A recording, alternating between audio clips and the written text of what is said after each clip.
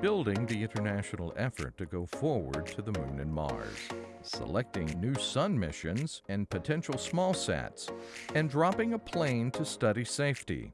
A few of the stories to tell you about this week at NASA.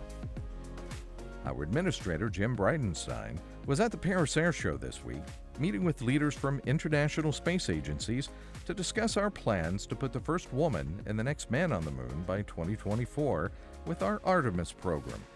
He spoke with media and other groups and met world leaders, including the French president and the Italian prime minister.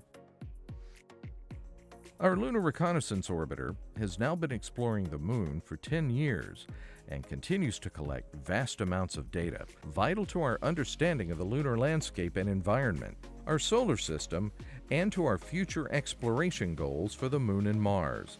LRO's research is paving the way forward for a human return to the Moon with Artemis. NASA has selected 3 finalists among a dozen concepts for future small satellite missions. The finalists include Janus, a mission to study 2 asteroid systems; Escapade, a twin spacecraft to study the effects of energetic particles around Mars; and Lunar Trailblazer, an orbiter to study water on the Moon. At least one of these missions is expected to move to final selection and flight. We've selected 2 missions to advance our understanding of the Sun and its dynamic effects on space. The Punch mission will study the Sun's outer atmosphere, the corona, and how it generates the solar wind.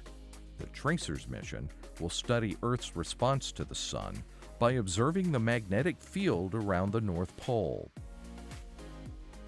Our new free-flying robot, known as Astrobee, has taken its first steps to autonomous flight aboard the International Space Station. Free flight! Canadian astronaut David St. Jacques tested the Astrobee robot, known as Bumble, for its sighting and motion abilities aboard the orbital lab. Bumble and the other robots, Honey and Queen, may someday support routine maintenance tasks and lab monitoring.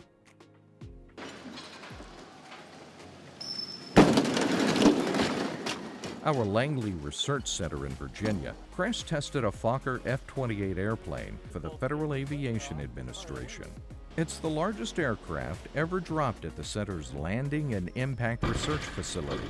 The tests use crash test dummies to measure crash response and likelihood of injury, generating data that can be used in computer simulations to improve future airline safety.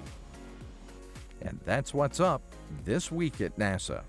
For more on these and other stories, follow us on the web at nasa.gov/twan.